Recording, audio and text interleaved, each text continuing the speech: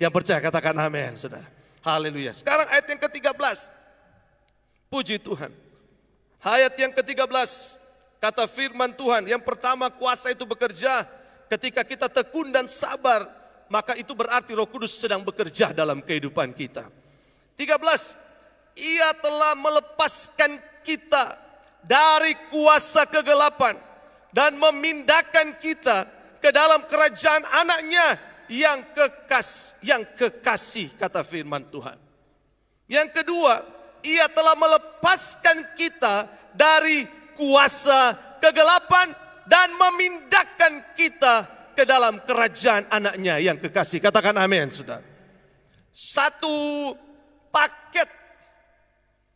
paket pekerjaan Tuhan melalui kuasa Roh Kudus adalah Dia, katakan firman Allah berkata, Dia melepaskan kita dari kegelapan, kuasa kegelapan, dan langsung memindahkan kita ke dalam kerajaan Allah.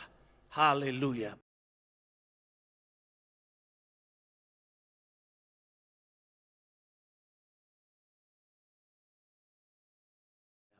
Saudara, kami mau katakan dengan iman pada malam hari ini. Rata-rata kita semua ini, bahkan semua anak Tuhan, punya kecenderungan bisa terkait dengan kuasa kegelapan. Betul saudara-saudara. Kalau mau jujur, seluruh orang atau manusia itu ada kepada bayang-bayang kegelapan. Kenapa? Yang namanya dosa, firman Allah berkata, yang menjadi penghambat itu adalah dosa. Dan dosa itu diibaratkan selalu digambarkan dengan kegelapan. Jadi manusia itu ada kecenderungan selalu terlibat dengan kegelapan. Kenapa? Karena manusia pada dasarnya berdosa, kata firman Allah. Hanya satu manusia yang tidak berdosa di atas muka bumi ini. Itulah namanya Tuhan Yesus Kristus. Katakan amin, saudara.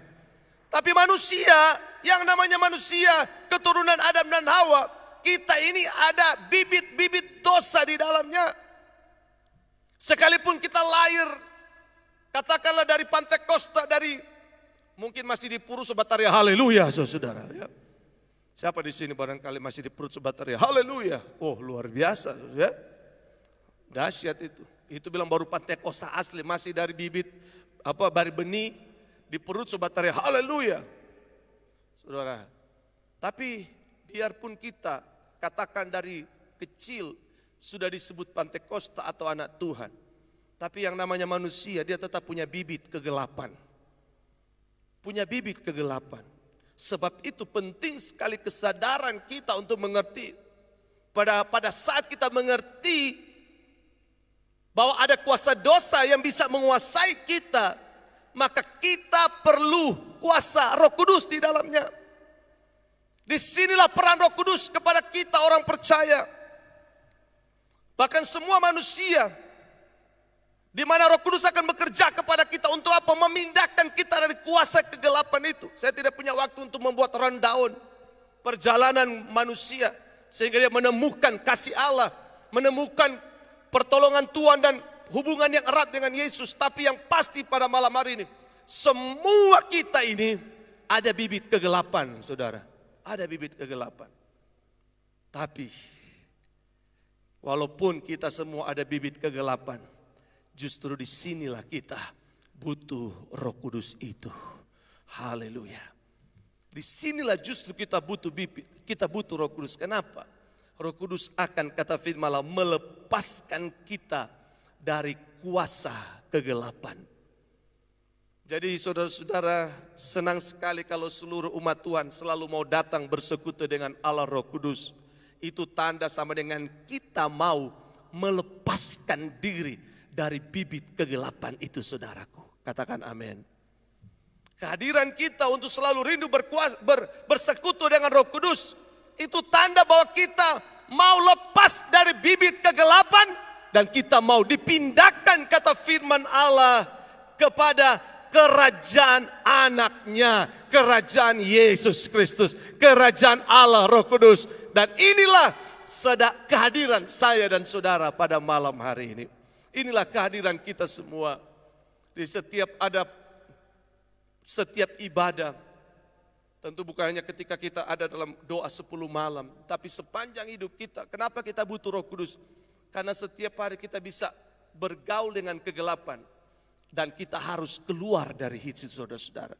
Makanya kita butuh Roh Kudus selalu. Roh Kudus selalu akan memindahkan kita dari kuasa kegelapan kepada kerajaan anaknya.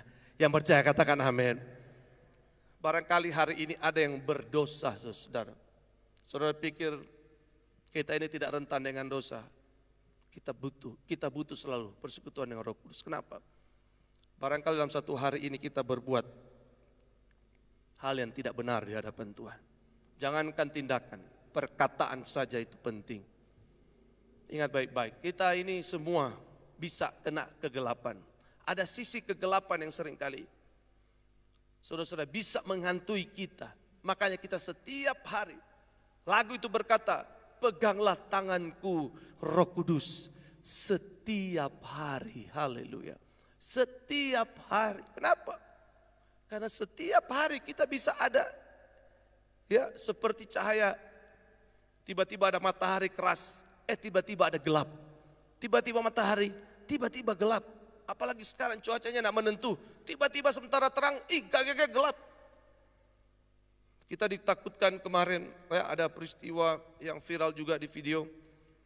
Di Cina, di India tiba-tiba ada gelap. Di tengah hari ada kegelapan. Sudah diperiksa, ya, sudah diperiksa beberapa itu apakah hoax atau tidak. Tapi rupanya ada kebenaran-kebenaran di situ. Kita tinggal menunggu apakah itu bisa terjadi di Kawangkoan. Ketika bisa ada di tengah hari, bisa ada kegelapan tiba-tiba. Itu ada berapa video. Di India, di Cina, siang hari yang terang tiba-tiba gelap. Teringatlah firman Allah berkata, tiba-tiba ada kegelapan yang menguasai. Saudara-saudara, orang berdoa, kalau memang sudah waktunya Tuhan, mungkin Tuhan akan tunjukkan juga di Kawangkoan ini. Sekali waktu saya tidak tahu, jangan tanya saya. Haleluya. Kalau Tuhan izinkan kita akan lihat. Artinya dengan kata lain, hidup kita, walaupun kita setia dengan Tuhan, tiba-tiba kegelapan itu bisa menguasai kita. Haleluya. Kegelapan bisa datang setiap saat. Tiba-tiba kata-kata kita sudah tidak benar. Tiba-tiba kita berdusta. Tiba-tiba kita iri hati. Tiba-tiba kita membenci. Itu bisa saja terjadi kepada semua orang. Boleh saja terjadi. Tapi kuncinya sederhana. Kalau kita punya kuasa Roh Kudus, maka kita akan segera dipindahkan. Ketika kita sadar bahwa kita anak Tuhan, kita dipindahkan kepada kuasa yang datang dari Roh Kudus. Roh Kudus selalu mengingatkan seperti firman Allah beberapa malam ini. Mengingatkan, hai kamu anak Tuhan, perbuatan daging akan hilang kalau kita dipimpin oleh Roh Kudus. Yang percaya katakan amin, saudara.